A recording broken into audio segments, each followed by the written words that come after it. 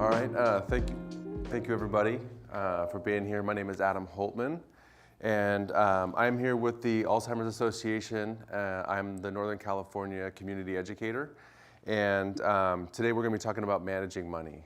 I work in the field of elder planning, which kind of encompasses financials, it encompasses disability claims, veteran benefits, all those kinds of things.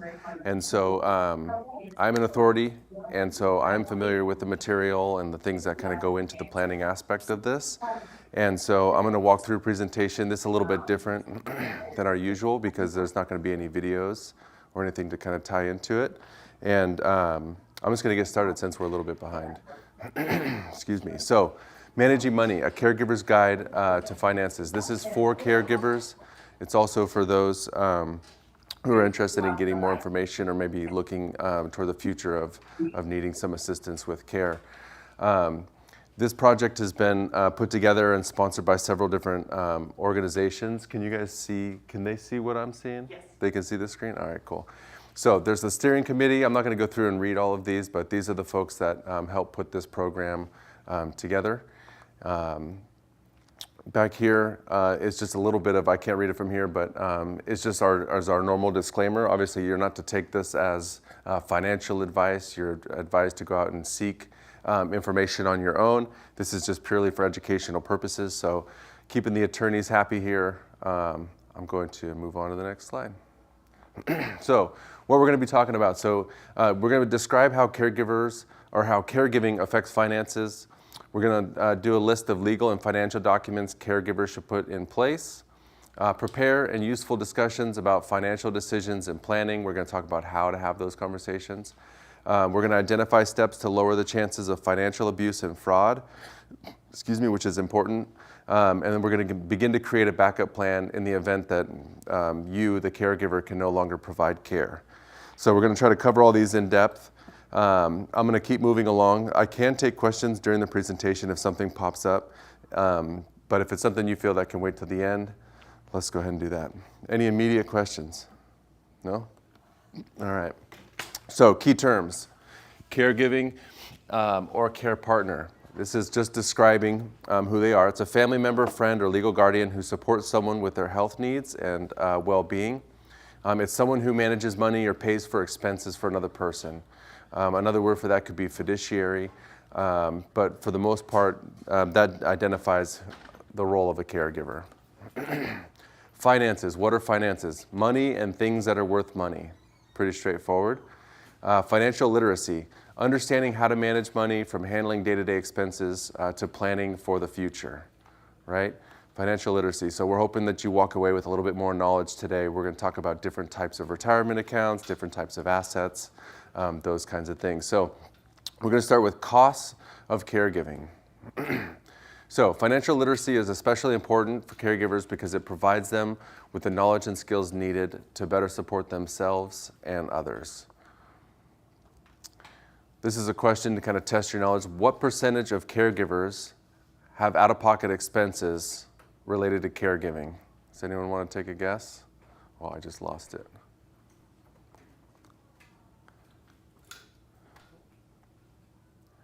Well, I'm back. 78%.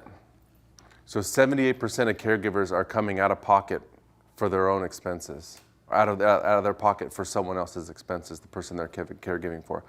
That's a pretty high number. I think it's even higher than that. That's just what's reported. Okay. So what can caregiving impact? If you're now providing care for someone, it can impact employment. Caregiving may affect employment on several different levels. You may end up reducing hours, taking time off, retiring early, or altogether quitting their jobs. This can increase debt. They can make it harder to save for retirement or means for cutting back on other costs. Excuse me. I'm skipping past some of these videos. So what kind of impact can it have on health? Caregiving can have a major impact on a caregiver's health. When caregivers don't take care of themselves, it can lead to additional medical expenses. Caregivers are putting off taking care of their own needs. This is common. It can lead to depression, it can lead to anxiety. This is something that I like to stress the most is making sure that you're taking care of yourself if you are providing care for someone else.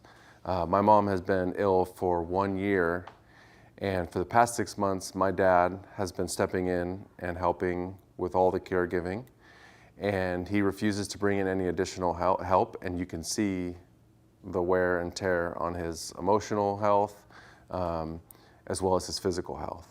And so it's important that you do that, okay? So how may Alzheimer's disease affect finances? We kind of dove into that a little bit, but here's a quick question to check your knowledge. Alzheimer's is normal part of aging. Is it a normal part of aging? It is not. It is not a normal part of aging, but that's a good guess. Some believe that it is, and we wouldn't know. That's why we're doing educational programs like this, to just educate the community and make sure that they're aware. But it is not. It is just like any other type of disease out there. Some people get it and some people do not. Does Alzheimer's only affect a person's memory? True or false? It is false. It's false. It affects their thinking, it affects their ability to manage money, it affects their physical being, and of course it affects their memory as well. So there are 3 different progressions to the disease, and this is how it's identified. There's early, middle, and late. And so Alzheimer's usually progresses slowly in 3 stages. Typically, after someone's been diagnosed with Alzheimer's, they live 4 to 8 years. I personally have seen more than that in my experience with my clients, and we've seen some that are much faster. My grandfather passed away from Alzheimer's disease, and from diagnosis to his passing was a little less than 2 years.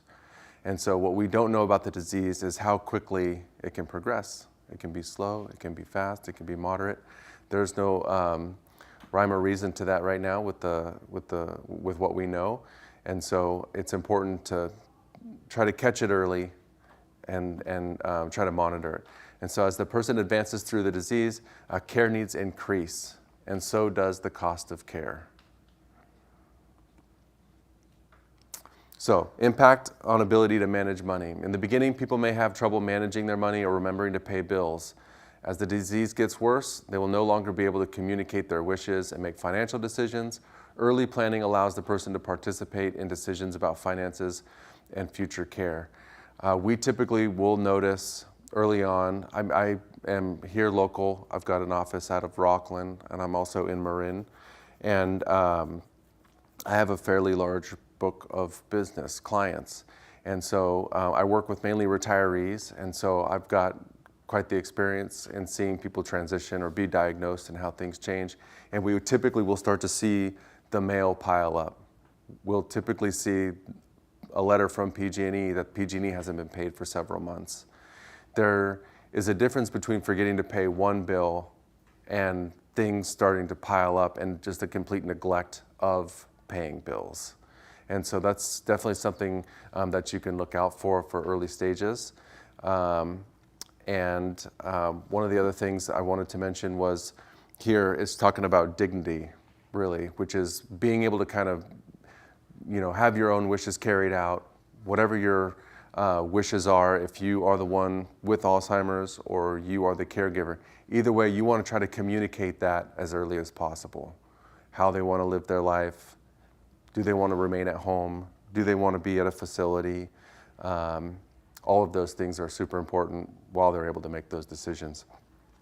So some obvious things here. So financial impact on caregivers, just to make it an illustration.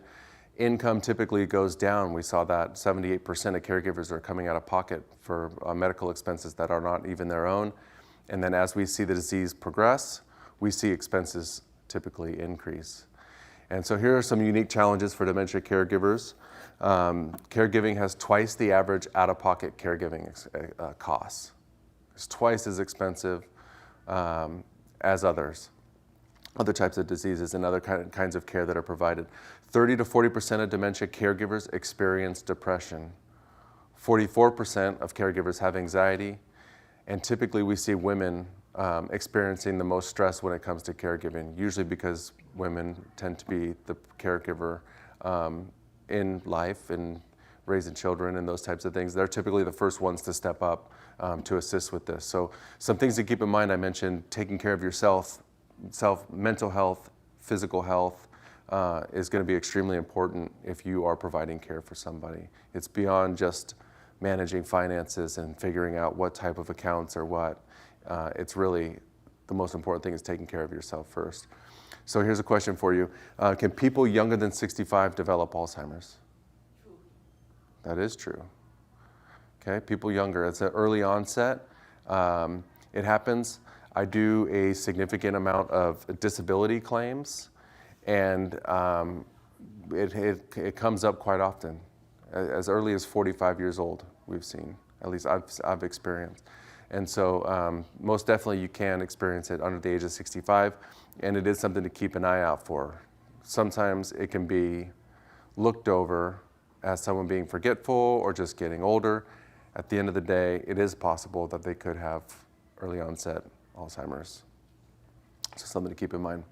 So younger onset, I just mentioned this. People living with younger onset Alzheimer's face additional financial challenges. They may report losing or quitting one or more job just based on their cognitive changes. They may not be able to focus and continue to do the work that they've done.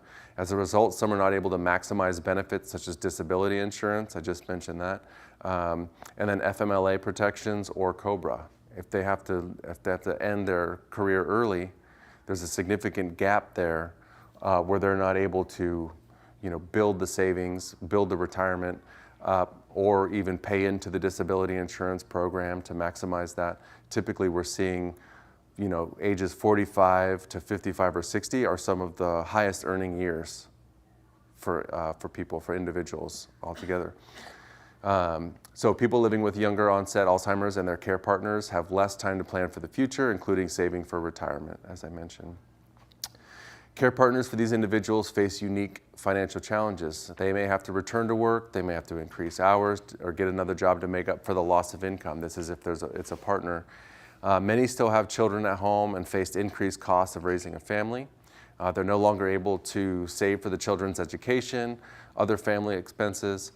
They may still have mortgage payments, car payments, loans, and debts. Many resources for assistance and support are only available to people over the age of 65. And so with SSDI, the Social Security Disability Income, and Medicare eligibility, sometimes there can be a 2-year waiting period. Sometimes you can get around that, but it can impact the whole family on the levels mentioned, but also when it comes to the insurance coverage. And so these are just additional challenges for younger onset. Another situation is the LGBTQ community. They have a different set of challenges ahead of themselves. They are more likely to be single. Often they live alone and they're less likely to have children. So a person living with Alzheimer's will eventually need someone else to take over paying bills, making other financial decisions. Financial plans may make sure that non-related caregivers can access the person's money when the person needs help managing it. And so that's something that I do for a lot of my clients. We set everything up early if there's no family members. It doesn't have to be necessarily related to this community, but if someone lives alone and they do not have children, they do not have a spouse, at some point, if they're diagnosed, and even if they're not, there may be a need for care in the future. I think anyone over the age of 65, I think the statistic was recently, 71% will need long-term care. That's just a general public. 65 and older, 71% will need some form of long-term care. And so it goes beyond this, but it's important that they're setting something up. Power of attorney, we'll talk about that a little bit. The wills, how they want to receive their care, who's it going to be. I'll mention a fiduciary here later in the presentation. You have to assign someone to be able to help manage these things, especially with something like this, Alzheimer's disease. Financial challenges for low income. So they're less likely to be financially prepared for the cost of caregiving. They may have fewer opportunities to save for the future, struggle to pay bills and cover medical expenses and any care costs. They may have increased debt, added caregiver stress, but less ability to pay for resources that can provide relief. They may qualify for services that are offered at little to no cost or at a reduced rate. There are some programs that are available. IHSS can come in and you can get some care, but oftentimes if you are already in a low income bracket, then you already have a disadvantage because you don't have the savings necessarily set aside. Maybe you do not have a pension coming, those types of things. I'm going to roll into benefits of early planning. First, we'll check your knowledge. Who can benefit from putting financial plans in place for the future? People with lots of money, people retiring soon, caregivers, low-income households, or everyone? Everyone. Everyone can benefit from it. There's no downside to it. It's just folks don't like talking about it. That's what it comes down to. So something to put together and think about. So benefits of early planning for the caregiver. So knowing the person's wishes, we talked about that earlier, dignity, making sure that the individual who has been diagnosed is able to communicate the things that they want out of the remainder of their life. Feeling more confident in making important decisions. Oftentimes caregivers, when given a decision, an important decision that needs to be made, it can be extremely stressful if they do not know what the person wants, right? If they don't know, what the wishes are of the individual, they're really afraid of making the wrong choice or making the wrong decision. You want to try to avoid that. And then knowing how to handle financial issues and pay for care. We'll get into that in a little bit too. But at the end of the day, what money is being spent where, from what bucket, and what makes the most sense when it comes to caregiving, what's going to keep the money flowing for as long as possible to avoid insolvency. And then when you do that, there's less chance of making costly or unwise decisions. Pretty simple, but very important. So benefits of early planning for the individual. This is not for the caregiver, but for the individual. The ability to share exactly what they want and help make decisions. Reassurance that others know their wishes and will follow them. Relief from having legal and financial plans in place. It's about peace of mind is what it's about. It's about knowing that everything is in place and that there are no lingering questions or unknowns to try to reduce the level of stress. Does that make sense? You guys still with me? Conversations about finances. You guys ready? This part is important because oftentimes I think society in general, we don't want to talk about finances or each other's finances. You don't, it's impolite to ask someone how much money they make or how much money they have in the bank. And so this is no different.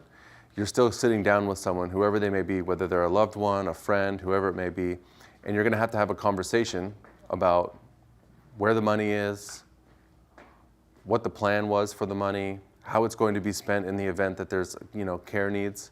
And so we're going to talk a little bit about how to open up that conversation. I believe it's in this one. How to have that conversation in a meaningful way that's not too aggressive, okay?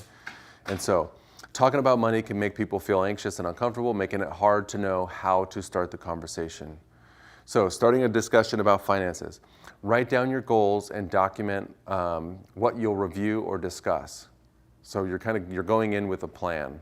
You're not just starting a conversation, but each conversation that you have surrounding this topic, you'll want to go in with some sort of goal. Sometimes it can be several items, sometimes it's just one, depending on the disease and how far it's progressed. Include trusted family members or close friends. This is important during the conversation. If you're sitting down with someone, especially if they've been diagnosed already, you want to have someone there just to limit your liability. Okay, because you're dealing with someone who has memory issues, and you do not want a family or a friend or anyone else to get the wrong impression of what your intent is in something like this. And so it's important to bring someone in, if you can, into the conversation and sit down during that conversation and discuss finances, okay? So choose a calm time of day and a quiet place. You want to encourage honesty. Don't rush, take your time. If someone starts to get overwhelmed, then you just want to set it aside for another day. You never want to try to continue the conversation and push anyone, especially when it comes to the finances. So super important. Some additional tips.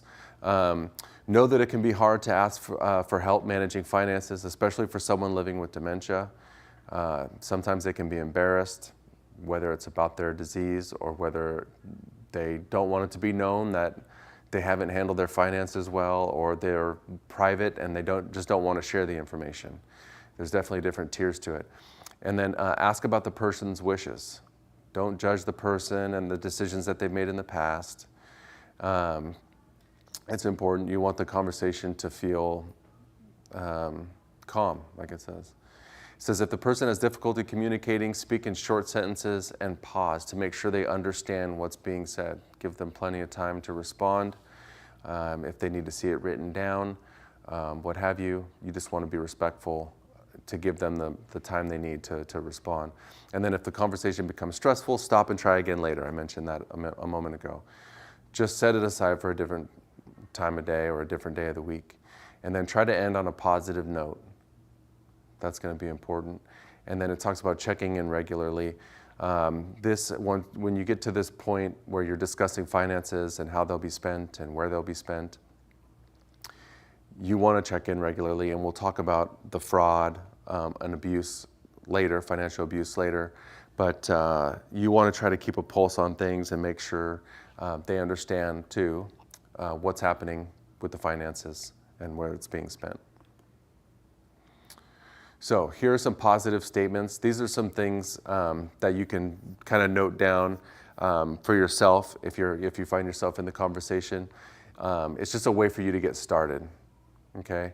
And you have these all in that packet that I passed out in the beginning. It has a bunch of it has all these slides in it, I believe. And so you don't have to actually write it down. It's available to you, but here's one way to open up the conversation. It says, I've always admired the way you handle your finances. I want to learn more about what works well for you. It's an open-ended question. It's not aggressive, and you can see where the conversation leads. Another way to start it is, I've noticed you seem worried about finances these days. What worries you the most? What can I do to help? This question always gets a positive response. Whether it's, I would love for you to start paying the bills, or I would love for you to help me figure out how to get my Social Security being deposited into this account now, because it's too confusing having it going into two different places. Oftentimes people will have income being deposited into different bank accounts. For whatever reason, that's how it got set up. If you know anything about changing anything with Social Security, it's a pain, and people would rather just leave it going to another bank account and transfer it into their main one than to go tackle Social Security Administration. And so this always gets a great response with what they really need help with. They're already thinking of it. They already know what they need help with, typically. And this is a great way to uncover it. And then you can also start with, I respect your privacy, but it would give me peace of mind to know if you have financial plans in place so that I can follow your wishes. It's also a great way to start the conversation about what their wishes are, right? Starting a conversation about your own financial wishes. So this is if you have been diagnosed and you're talking to your caregiver or to a family member or a friend or whoever it may be. It says, I want to talk with you about my finances so you can access them in case of an emergency. That should be a great way to start the conversation. You can start with, I really want you to understand my wishes for the future. Let's talk about how I want my finances managed. Also a great way to open up the conversation. There's these little activity boxes down in the corner, if you can see that. There's worksheets that are inside of these packets that give you a place to take notes and write down the goals for the conversations and ways to start this that you can access. If for some reason you don't see it, just let me know, or you can let someone in the office know. I'll make sure you have the contact information. We can get you the activity sheets so that you can follow them. It just makes it real easy. You can see, you probably won't be able to see it on this screen here as it's small, but this is what it looks like. It just says, and I can't read it from here, but it says plan for the conversation. It gives you the prompt and then some spaces to write it in, right? And then it continues, tips for having positive, productive conversations about finances. It gives you all the information again, so you don't have to memorize any of this. But this is a great tool, and all the other different documents that we have in there for you are a great way to start the conversation. Okay. Any questions about that? No? All right. Question. I want to know, for people who are watching online, could we ask for you to leave a copy of a package for us to pick up at ACC? That is, we could probably make copies, worst case scenario, right? Yeah, yeah, So yes. do I just tell Sean then that I'd like to pick up a copy? Yes. Okay. Yes, yes, yes. And anyone else that wants one, maybe just ping. I think there's a communication in there. They can communicate. We'll just get like a number count. Great question. Thank you for asking that. Yeah, we'll make copies. I know that I see two. I only brought 5, and they all got passed out, but I see one on the table. We can make a copy. Yeah. We can also get an emailed version too, I'm sure, if anyone else needs it. So I'm going to go into the next section here. It is avoiding financial abuse and fraud. This one's important. So check-in knowledge. On average, how much money do Americans age 80 and older lose each year as a result of financial abuse, fraud, or scams? No guesses? $39,200. $39,200. That's on average a year, and that's just what's reported. And so this section is going to be important, especially I think it's those born between 1940 and 1955 or something like that. They're the most trusting of all generations. And as you get older, and especially 80 and above, this is a higher number, a higher age, they actually become more susceptible to financial abuse and fraud. Financial abuse and dementia. So financial abuse can occur in any setting. Individuals living with dementia have a greater risk of becoming victims. They may not remember or report the abuse. They may struggle to make good financial decisions. This is true. So if anyone listening online or here ever have received a call from the IRS that you owe them money, and they're going to send the police if you don't make a payment right then and there over the phone. It's a typical scam that's been going around for years. They haven't been able to catch these guys. And it can be easy to fall for. And so that's something that you want to keep an eye out for. Obviously, if you have dementia, then you may not be able to identify that as quickly. There's I could go on for an hour and a half. I have an hour and a half presentation just on identity theft prevention, but that's just an example of those who are of older age, advanced age, that can easily become a victim of it. So, signs a person may be having problems with money. Unopened bills, electricity or gas gets shut off. I mentioned the PG&E. Unusual and large purchases, multiple of the same item or things that they don't need, repeat donations to telemarketers, missing money or unexplained bank withdrawals. These are some things that can stem from financial abuse or fraud. Unopened bills, or maybe they're receiving bills in the mail that isn't a real bill, and they're writing checks and sending it out. PG&E, I haven't heard of any kind of fraud or scams related to that, but definitely unusual and large purchases are something that can happen if someone calls in and they're selling something and they're, it's for something random. They bought a new drum set or something. They've never played drums before. It was a strange example of one I talked to recently. But repeat donations to telemarketers, if you've ever donated any money anywhere, once they find out that you donate money, the calls continue to come in and come in and come in. And for advanced age, it can be easy to continue to just make these donations. It's an easy faucet, as I call it, where funds can just be being liquidated for nothing more than unnecessary needs. So, lowering the risk of abuse and fraud. So, agree to a spending limit on credit cards. This one is great. Credit cards can become a problem very quickly. With clients that I'm working with, I usually have the children come in and we'll actually remove all the credit cards and we'll just have one credit card that they have and we'll set the limit to like $500. You can call in and have your limit reduced. You can also go into any financial organization for the most part and get a secured credit card. So you give them $1,000 and they'll give you a $1,000 credit card. And if that credit card is ever maxed out or can't be paid, they keep the $1,000 and the card, it just goes away. And so it's a bit of a protection plan that they still feel like there's some freedom there, that they've got some spending, or if they do buy something online legitimately, they can use that card, and it's just all under wraps. It's, there's not 7 or 8 different credit cards out there floating around and having problems keeping track of what the spending is. Create a separate account for recreational spending. This we do, same concept, but we do it with a checking account. You can have multiple checking accounts, you can have multiple savings accounts within the same banking institution, and it's a great way to kind of continue to provide funds for things that are fun, something that they enjoy. Set up auto pay for bills.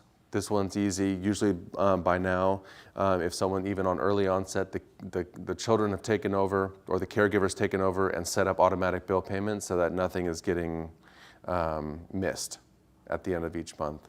And then set up automatic notifications for withdrawals or large charges. I have this on my own card. If anything is charged over $500, I get an email that says, "Are you crazy? Did you mean to spend this? What's happening?" I say yes or I say no, right? And so that's something that you can set at $100, $250, $50, whatever the case may be. It's just a way to alert you if they're out buying a new drum set and they've never played the drums before. You can kind of get in and try to mitigate that purchase if possible. Request electronic bank and credit card statements. This is important because you're not getting bank statements in the mail. There's still mail fraud. There are still people breaking into mailboxes and taking them. By having the statements go directly to the individual or to the caregiver can reduce the risk of that. And then you can sign up for the Do Not Call registry. It's donotcall.gov. I think everyone should sign up for this. But it stops all the telemarketing calls. And so it significantly reduces the amount of calls that are coming in if someone hasn't done it yet. I think it expires every 5 years or 7 years or something like that. You actually have to redo it. But at the end of the day, I think it takes 30 days to kick in. You'll no longer get all of those unwanted calls. And then ask credit card companies to stop sending balance transfer checks. This is my favorite one in here because I don't know of any credit card companies sending in the balance transfer checks, but what does come in is new offers for new credit cards constantly, and that's something if you can avoid it, you can. I can't think of it the website right now, but it's similar to the donotcall.gov. And if anyone's interested, I could try to find it after class or something. But it does the same thing as the Do Not Call registry, where it stops the phone calls. You can go in and register your address, and it stops all the credit card companies from sending you offers or sending someone offers. And that can be helpful. That can be very helpful. We've made it easy for you here. There's another one of these forms. It just breaks down avoiding financial abuse and fraud. We just want to make it so you don't have to memorize all this information.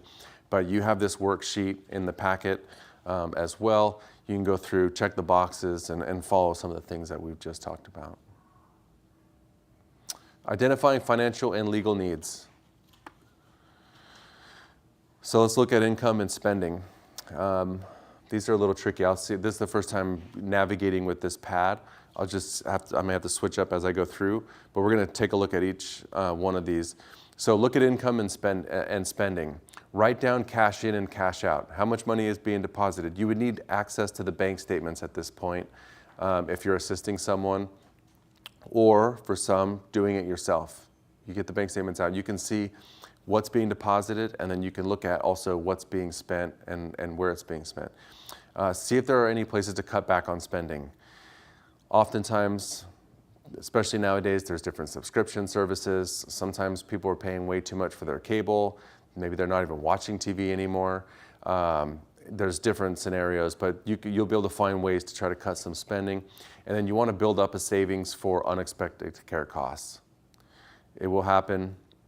And so this is a time for transition, where we go and try to tighten things down a little bit more from a spending standpoint and try to save a little bit more for the future and any potential costs that pop up that were not anticipated.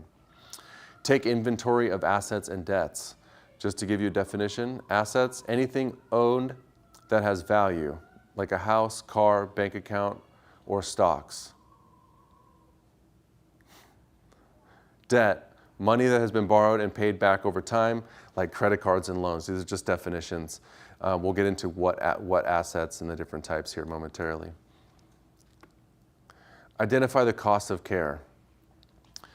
This is important because most people, for whatever reason, one or another, it's not good or bad, don't necessarily know exactly how much they're spending currently on healthcare costs, let alone what the potential could be. So any ongoing medical treatments, what are the costs if there's any copays? Prescription drugs, sometimes there's a prescription drug plan and there's also copays for the prescriptions.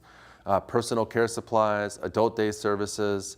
Adult day services are similar to daycare, but for adults.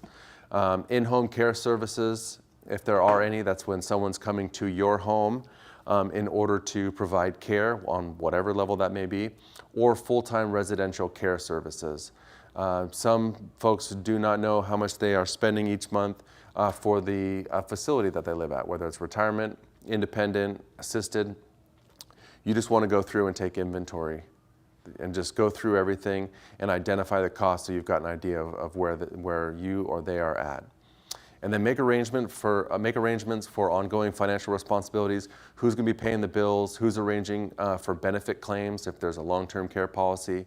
I do a lot of veteran benefits through the Veterans Administration. It's called Aid and Attendance for assisted living. And then making investment decisions, something that we want to talk about. And then how are tax returns being prepared?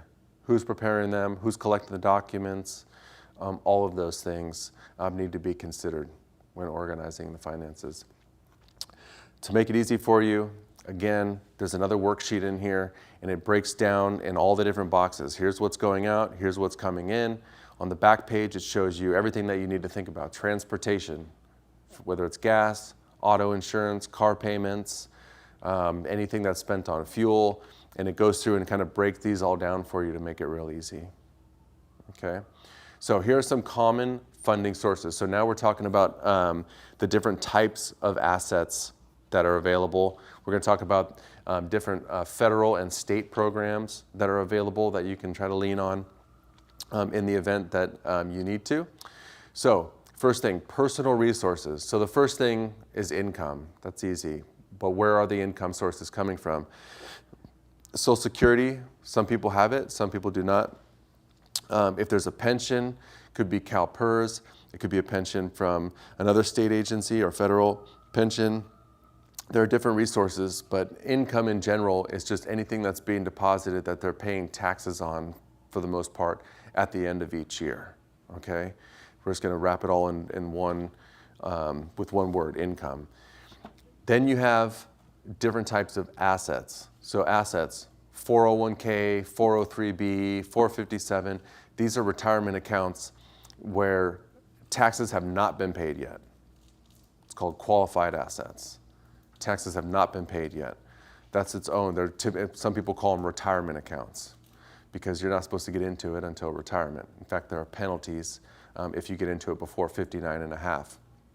And so that's something that you want to bracket and keep an eye on, because there are things like required minimum distributions. It's now been bumped to age 72, where you have to take the money out of your retirement account. You have to make a distribution. If you do not, there are significant tax penalties for it. Tax penalties half of what you were supposed to withdraw. So if you were supposed to withdraw $10,000 from that account that year and you do not, and the IRS catches it, the penalty for that is $5,000. So it's important, and it gets overlooked constantly, especially in these situations, because there are cognitive issues, right? Sometimes mail isn't even being opened to see the instructions from the bank or from the retirement custodian to say, hey, it's time to withdraw, to take your required minimum distribution. Then we have simple things like savings, checking account. That's usually local and liquidable. And so it's easy to see on a bank statement if there's checking savings accounts. Stocks and bonds are a little trickier. Some folks still have paper stocks. Like someone got their stocks out the other day on paper. It's not listed with anybody. It's not registered. It's registered, but it's not with any financial institution. Sometimes there can be stocks in different places. It's E-Trade, it's at Morgan Stanley, it's at all these different places. So you just want to try to find out all stocks and bonds, especially bonds, people have in paper in their safe that they haven't cashed in.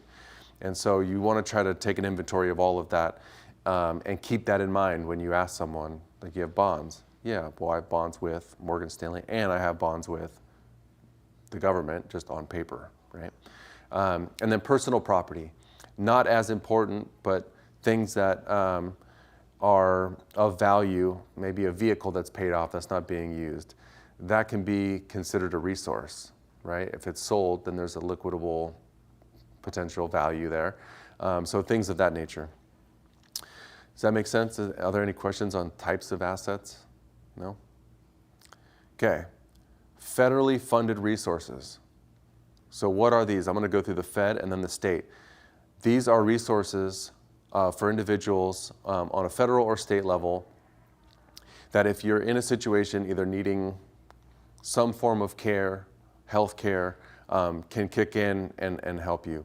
So Medicare Parts A, B, and D, those are federally funded. You've paid into those. It's an entitlement, right? That is something that you want to make sure is working for the individual.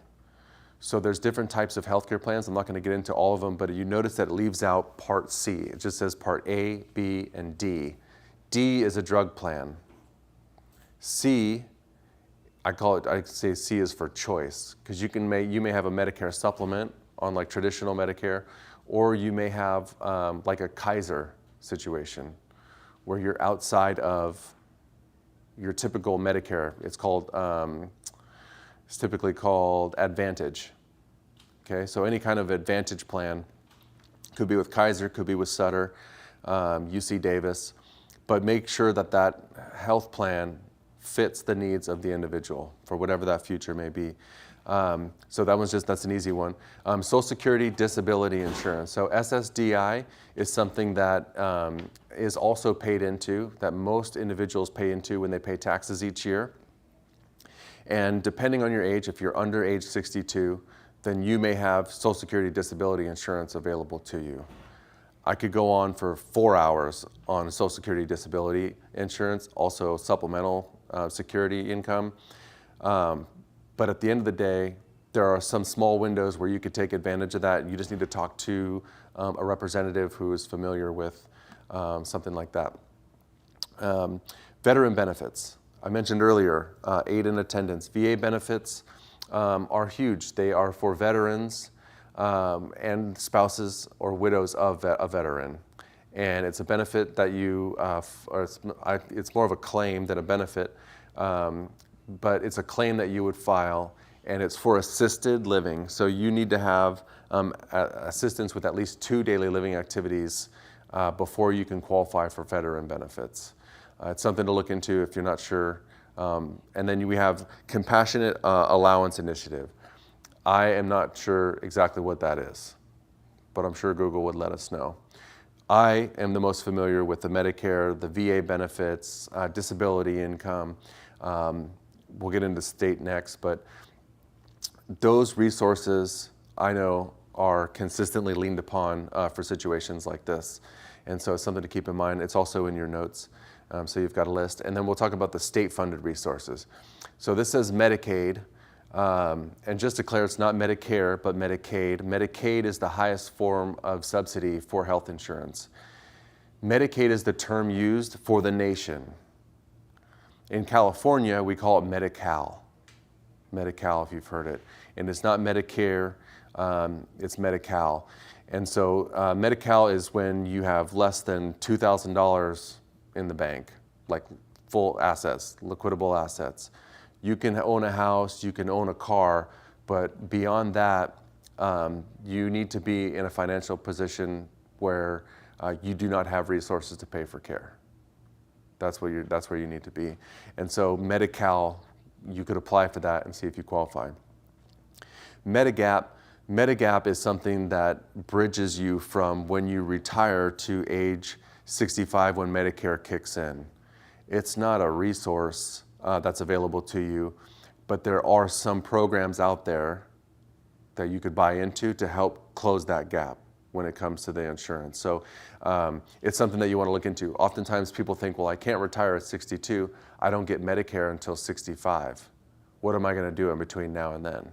Right? They look at the current healthcare system and they feel that it's unaffordable. There are some solutions out there. You just have to do a little bit of digging, or I'm happy to go through it with you, of what's available to you. And then you can always go to benefitscheckup.org to look for additional state-funded resources. There are all sorts of different grants and programs available to individuals. They might be more unique to certain situations, but you want to try to lean on these first. Like when I sit down with my clients, the first thing we're doing is the whole financial picture of where are things at? Where's the inventory? Where's the income coming from? Where's the money going out of? Okay, now what types of assets do you have? What are the plans for these assets? Why are you going to spend from this account versus this account? We come up with all that plan. Then we look at the assistance. Do I file you a claim for disability? Do we apply for veteran benefits? What state assistance is available? Do we need to rely on Medicare? Do we need to rely on Medi-Cal? At what point can we qualify for these programs?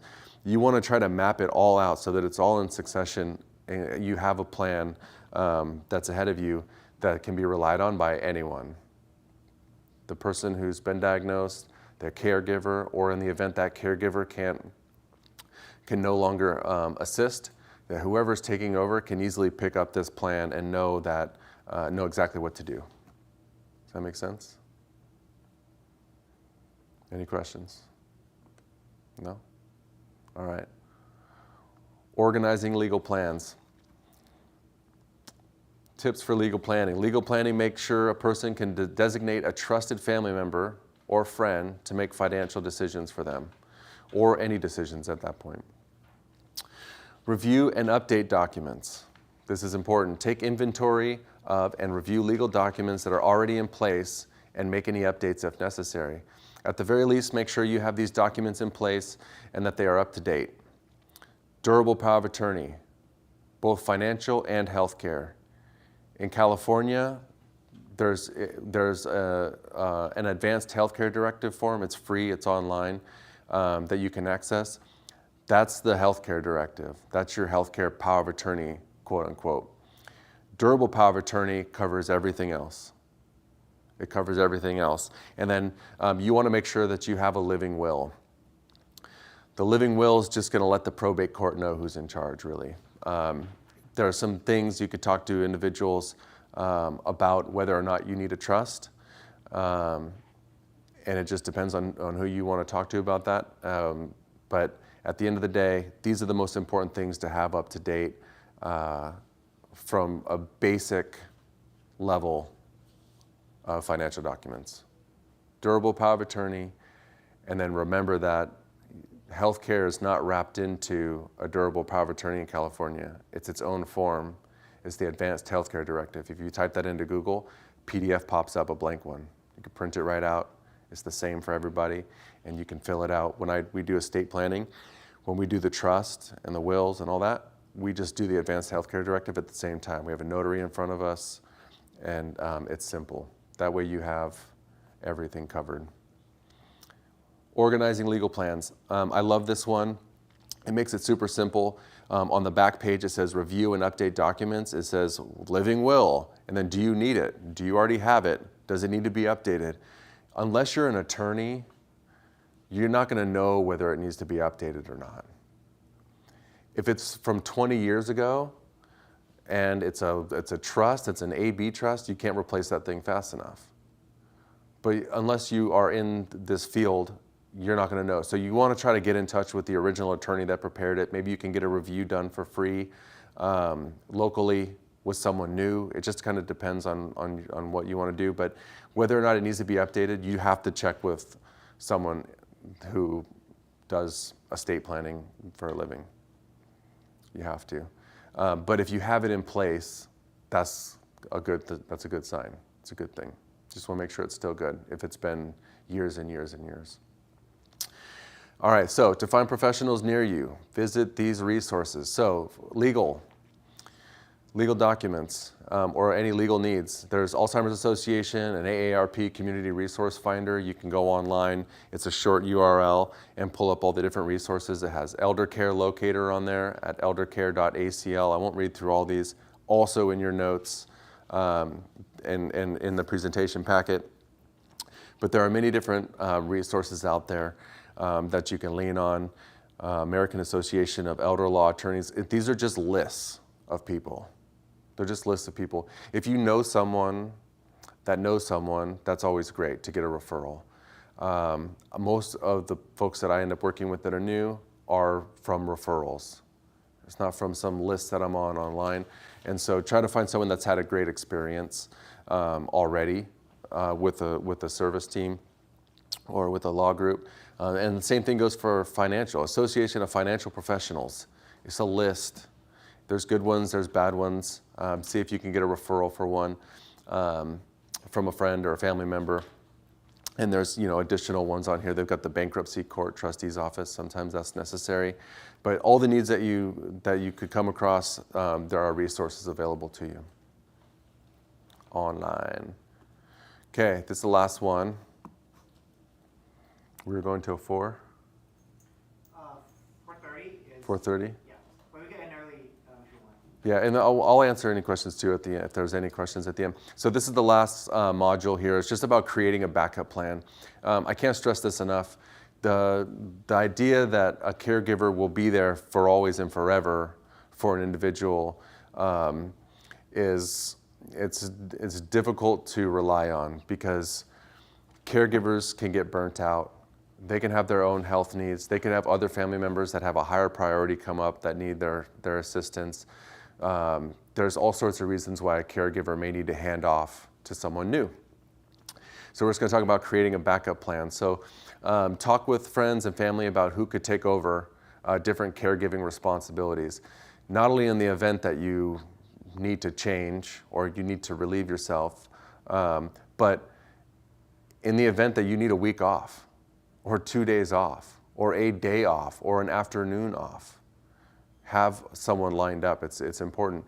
Consider assigning responsibilities to more than one person. I see families do this all the time. One will handle the finance part. One's handling the actual hands-on care needs. One's handling medical. It becomes a team at that point, and it has its pros and cons, but it also doesn't put as much pressure on one individual to figure it all out because it's a lot. And then designate a trusted backup agent for the person's power of attorney.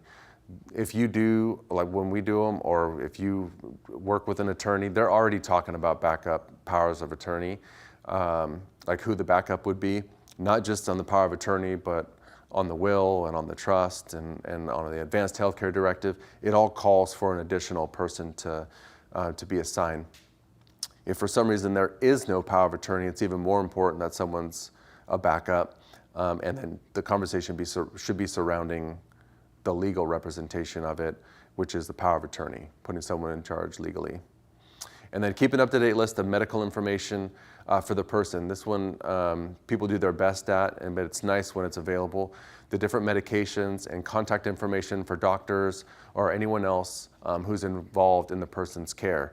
So if you're not there that day and someone comes in, and maybe it ends up turning into 2 weeks where you're away, there's already a list of all the medications that are being taken.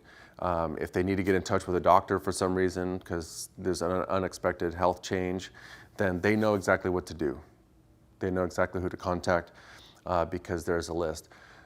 I have most of my families just keep a binder, and it could just be a spiral notebook, and they're taking notes in there.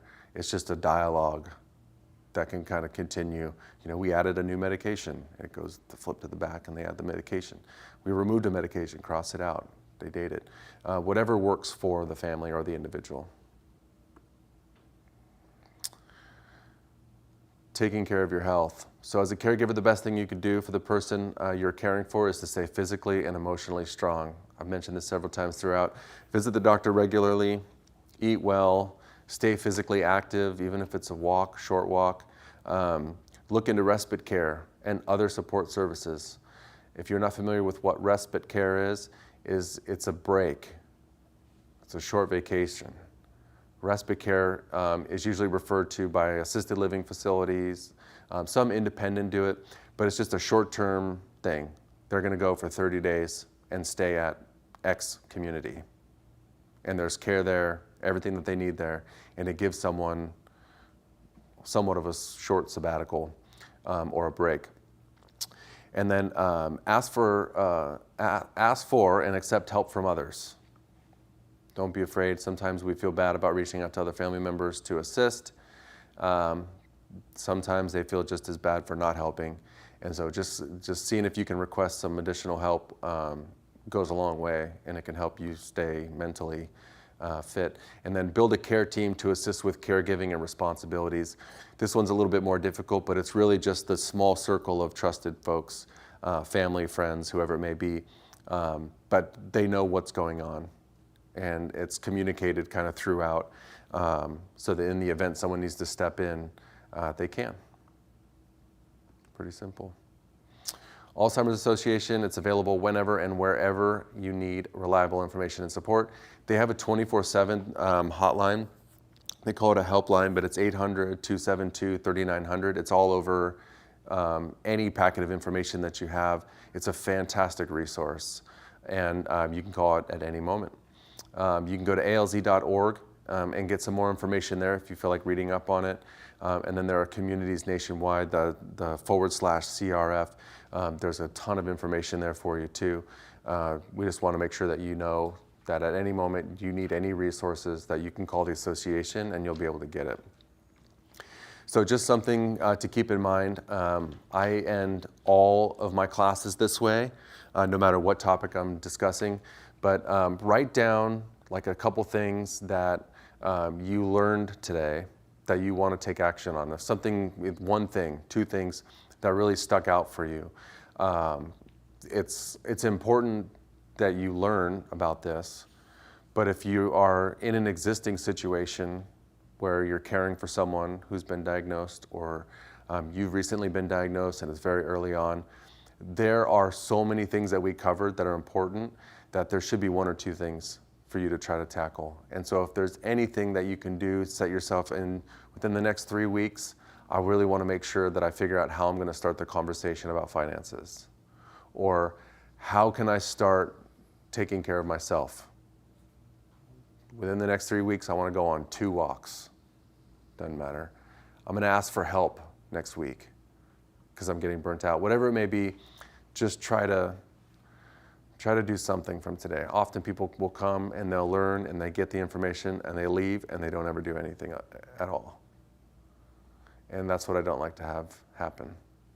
But I'm not your boss. That's just my recommendation. So I'm going to we have a little bit of time. We have a bit of time for questions. Went a little faster without the videos. I will start with the room. Does anyone have any questions? No? Comments, concerns? Okay. We have a question in the chat. Yeah. They asked, how does a widow of someone who served in the military qualify for veterans benefits? Okay, so widow of a veteran, VA claims. So I'm going to I'm going to say a couple things because it can get pretty deep in information.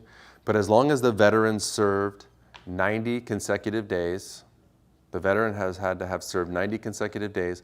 One of those days needs to be during a wartime. And I don't have the dates memorized, but we have the different war times as well as the Korean conflict, and there are certain dates that they have to fall in. They receive something called the DD-214, that's your discharge paperwork, and the dates on that DD-214 will determine the eligibility. And so as long as you were married to that person, and whether they're living or not, the only thing that changes whether they're living or not is the amount that you get on the claim.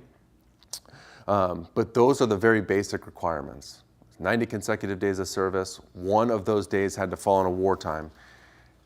They don't have to be holding a gun. They don't have to be in battle. They could have been planning parties, delivering mail. It had to fall on during a wartime. And then when you were married to them, didn't have to be anything specific. You just need to be able to prove it with a marriage certificate.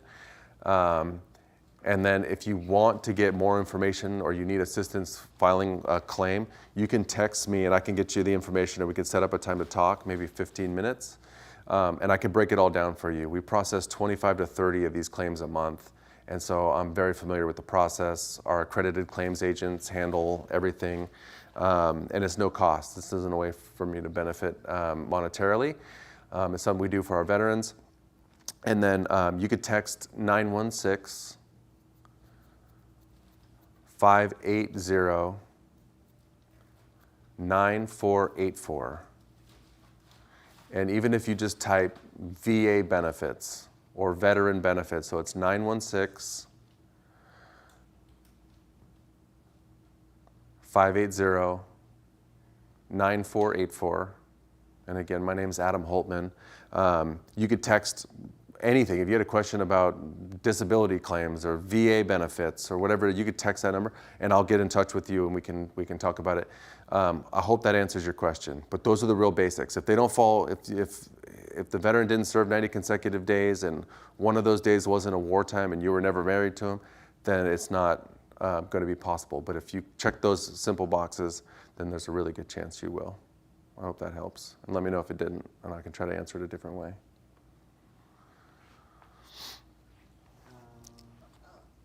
I have a question. You just mentioned the riddle, the veteran benefit. You have applied for the paperwork. You have filled out the paperwork. We fill out the paperwork for you on the veteran No benefits. cost? Yeah, we don't know.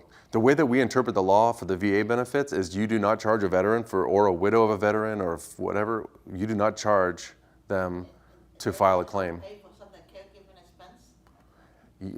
Yeah. Yeah, so if for the benefits that it covers, the VA claim covers non-reimbursable medical expenses. So that means anything you pay out for medical needs that you don't get paid back for. How about caregiving? Yeah. Oh, If they need us, yeah, absolutely. Caregiving is a non-reimbursable medical expense.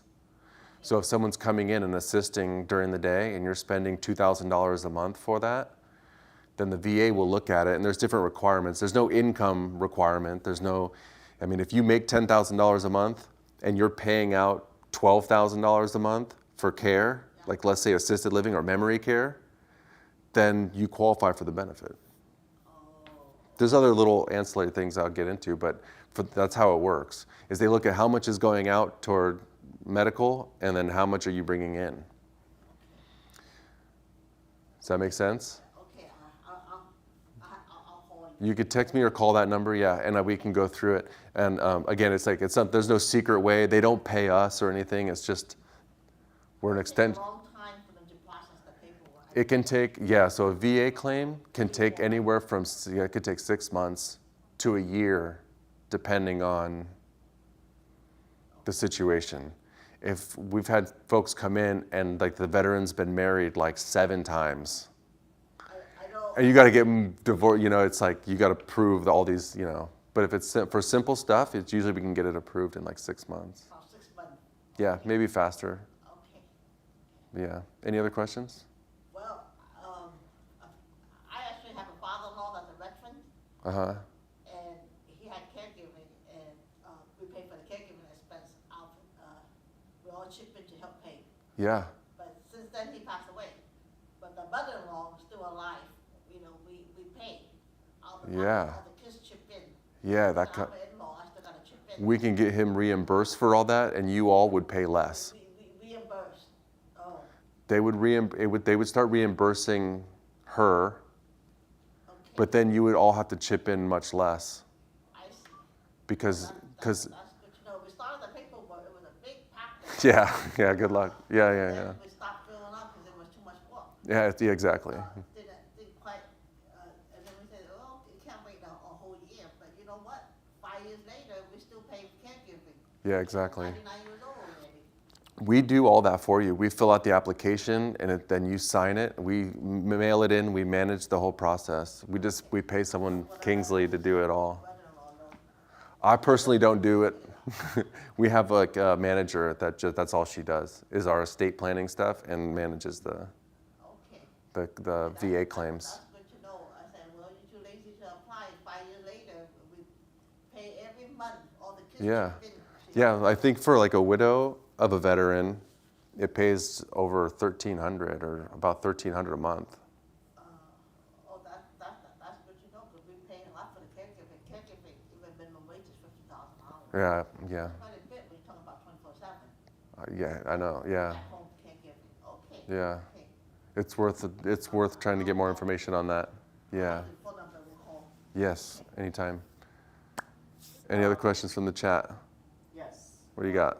For the VA benefits, is there an income threshold, or is it only for low income? No, there's no income threshold for the veteran benefits. That's not how it works. They're looking at how much you have coming in versus how much is going out, and that's what determines your claim benefit amount. So it's not like Medi-Cal or Medicaid to address the nation. I speak at different states as well, and so Medicaid, Medi-Cal, same thing. That has an income threshold for sure. Disability, like supplemental social, security income, has a threshold. Veteran benefits does not have a threshold. It's simply how much is coming in versus how much is going out, and the closer that gap gets, the more benefit pays. Let me know if that makes sense. So one more question, when you pay the caregiver, like sometimes the caregiver, we pay cash, so how do you always get a receipt? Because the caregiver fills out a form that says, I provide this care, and this care, and here's how much I charge. They don't ask for proof or anything like that. Or the caregiver, I take care of this person, Yeah. this much. Yep. At this much is my rate. They don't care how you pay it. Oh, okay. You know what I'm saying? Okay. That's important. Yeah. It's not difficult to qualify for. It's if you haven't done it before, it's like I need a caregiver form, I need the doctor to fill out a form, then there's the application, and then there's the supplemental proof evidence. Like there's all these things that tie in, but we just organize it all for. I mean, we send it off and send it in. That's good to know. I've been chipping in for 5 years already. Yeah, if we could reduce that Gesundheit, if we could reduce that, that's the whole point of it. It's just to try to, and then there may be other resources available to you as well. But Okay, good, yeah. good, thank you. This class is good for me. Good. Someone in chat's asking, what company do you work for, and are you paid by commission? I have my own company, Dignified Wealth. I don't have a boss. I offer financial services. Some of it is commissioned, some of it is not. It's hard to answer that question because there's like this array of things that I do. But on the veteran benefits, if that's what the question is tied to, there's no commissions or anything. That's just something we do for our veteran community. And that's the way that we interpret the law, is that you can't charge for VA benefits, for helping file a claim for VA benefits. I hope that helps, but like we're like anybody else. I use TD Ameritrade as our custodian on products, like on our assets that are under management or in the market, And just like any other TD Ameritrade, there's management fees that are tied to that. And then I also have financial solutions that don't have any fees at all if we're doing income planning or elder planning. And so, I hope that helps. One person's asking if there's a website to request credit card companies to stop sending balance transfers in the mail. Oh. Please wait while I Google it.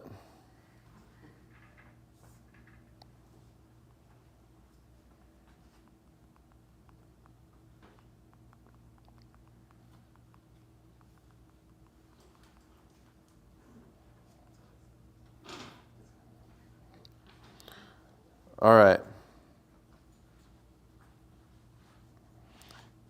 You guys ready out there? It is, you can call 888, I don't have my glasses anymore, 888-5-OPT-OUT. And I'm gonna give you the numbers for it. It's 888-567-8688. I'm pretty sure that's what it says. I don't have my glasses. Pretty sure. 888-567-8688. Or go to optoutprescreen.com to remove your name from the list supplied to credit card companies and the 3 nationwide credit reporting bureaus for them to stop sending you that junk. So you can call or you can go online. Opt out, just like it sounds, OPTOUT, and then prescreen, PRESCREEN.com, optoutprescreen.com. I would do both.